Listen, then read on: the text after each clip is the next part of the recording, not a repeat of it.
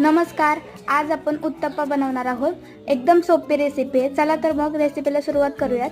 सगळ्यात आधी डोसा बॅटरमध्ये घालायचे कांदा, मिरची आणि चवीनुसार मीठ.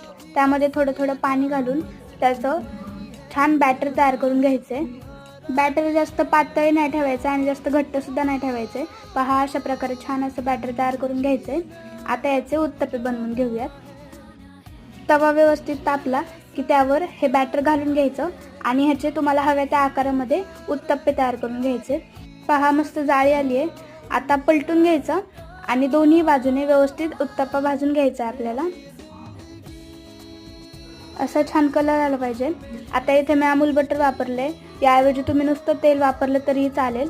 दोन्ही बाजूला उत्तप्प्याला बटर लावून घ्यायचं आणि गरमागरम उत्तप्पे सर्व करायचे खोबऱ्याच्या चटणीसोबत.